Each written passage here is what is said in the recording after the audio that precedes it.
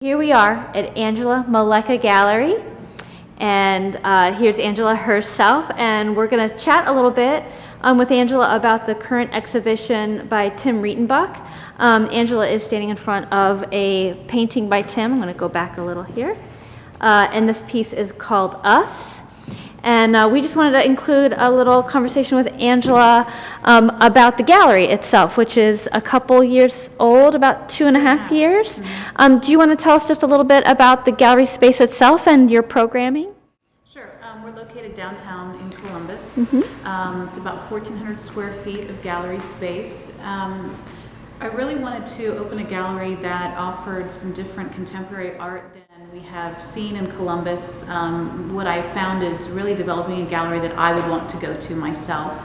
Artwork that tends to be a bit more challenging, experimental, cutting edge, thought-provoking. Mm-hmm. I'm always fascinated by artists, whether it be conceptually or how they think of using material in ways of describing things, or if it's in paintings, subject matter, obviously, mm-hmm.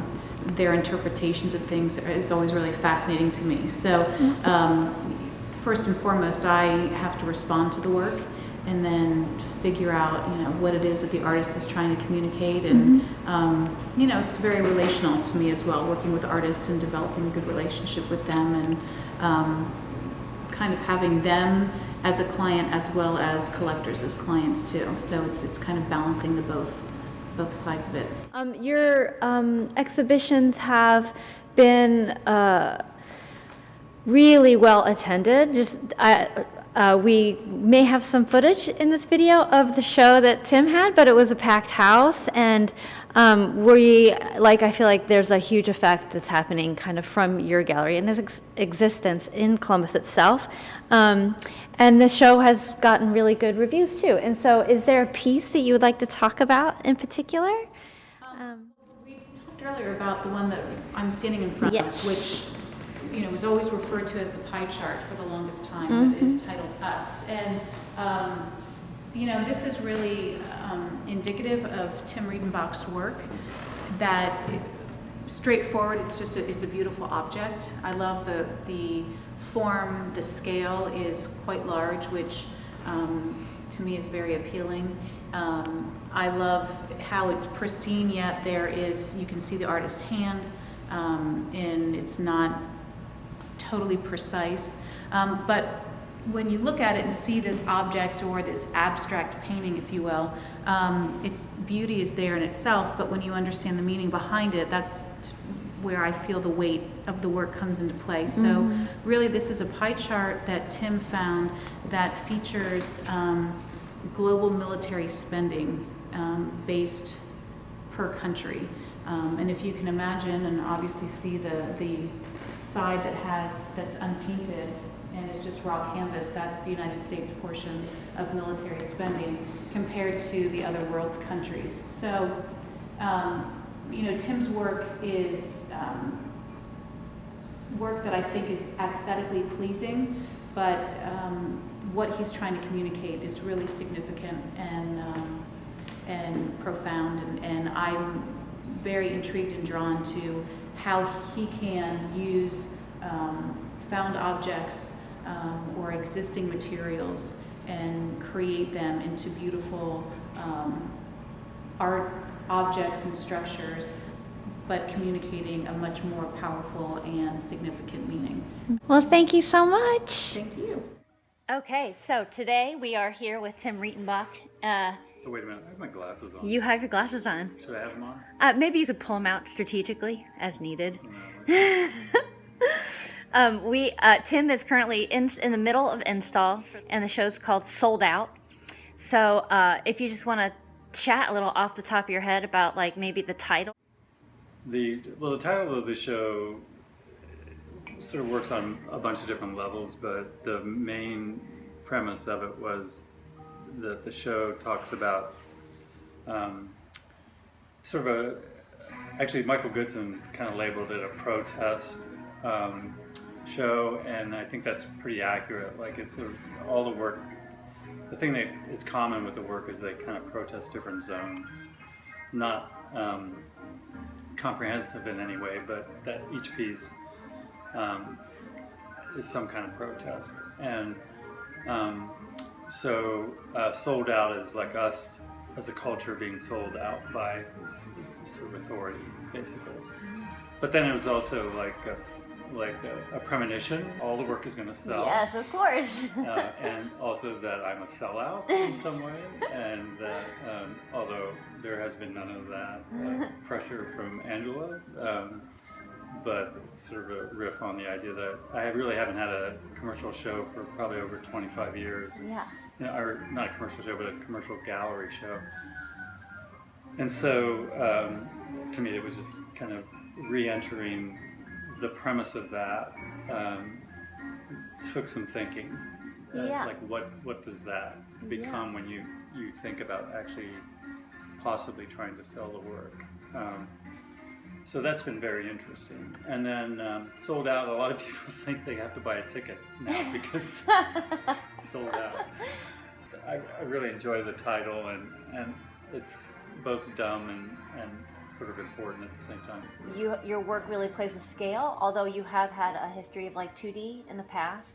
But this work is like really strongly 2D and seems to have some drawing and painting kind of comments in it. So was that a like conscious direction, or did it have to do with the size of the space? And it's a mix for sure. Mm-hmm. So from the history shows that I've seen in the gallery, it seemed to me like the best, the most successful exhibitions were two-dimensional shows. They had they took advantage of the segmented nature of her architecture and the kind of complexity of the space in a way that sculpture would have a harder time doing. So at the very beginning of like conversations with Angela, I said, I'm going to make a painting show for you. And even though I don't ever think like that. Yeah. You know, I just think I'm making something, whatever category it rests in is fine with me. Yeah. I don't care about categories, to be honest with you. Yeah. But there was a kind of a taunt that I was going to do a painting show. So then, after I said that, then I had to like go, well, what's a painting show, right? Like, because I just haven't been thinking like that. There's a few pieces of sculpture in the show, but mostly it is about the wall and things relating to the wall, and also very graphic information. Yeah. So. The one that seemed new, like a different direction, was that round painting. Yeah, the idea started for that painting, along with a few other pieces, of trying to figure out how to do like this code of literalness becoming abstraction. So different kind of vocabularies that we sort of take for granted that are completely abstract, but extremely literal. Yeah. So a pie chart fits into that category because it's this really abstract graphic image, but it's totally literal at the heart of it. And so I wanted to make a bunch of pieces that kind of talked in that way about being very direct about the image, and then what it stands for would be a conversation between the title and the image. And in that case, the pie chart is the 2005 representation of world military spending. And so we're the big empty space. Oh no. Yeah. Well, on many levels. Right. That's interesting too, because the abstraction that's represented there, like a lot of times those pie charts become talking points too, looking at like the insufficiency of sort of these people, these authoritarian figures, to take things down to sound bites, and that's what a pie chart does too. But then people leverage that like abstraction for power also. Manipulation in some ways. Statistics always are, right? Yeah, I mean, we're so steeped in that right now with the candidates and all that stuff. Oh my gosh, totally. And so, I mean, I don't know, just the older I get, the more that stuff bothers me. You know? And so that has kind of consumed the work, that it's more like I kind of think of them, you know, Michael said it was like a protest, and I think of them as sort of like an editorial cartoon almost, where they're not that deep, but there's a couple layers that they're working on, and then how does that become a way to make an image that seems both traditional in a funny way, but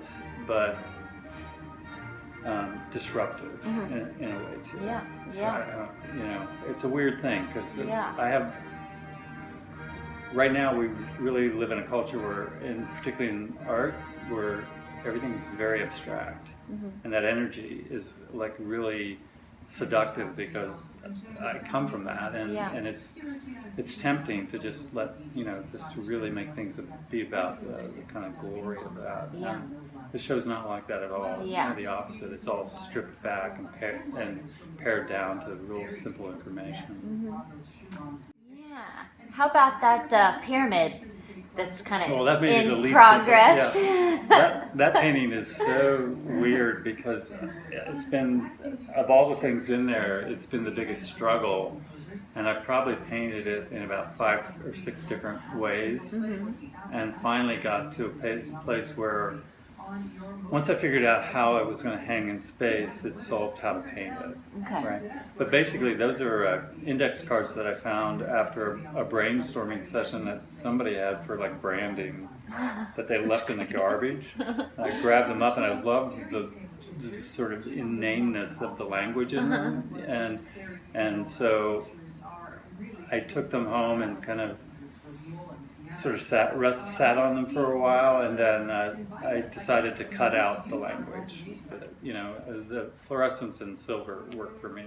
Awesome. It reminds me particularly of with that language, it's like impenetrable. Yeah. Well, the reason I like that is because it's not a vocabulary of color.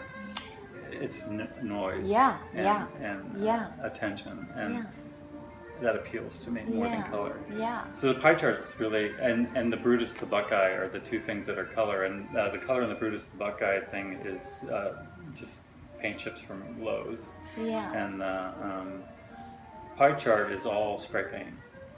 Oh, is it? Yeah, so it's all been sprayed. That's why it's Nice. just really soft. Yeah. It's just soaked into the canvas, and Yeah. then there's all these imperfections based on masking and all that Yeah, stuff. So the yeah. more you look at it, the more this.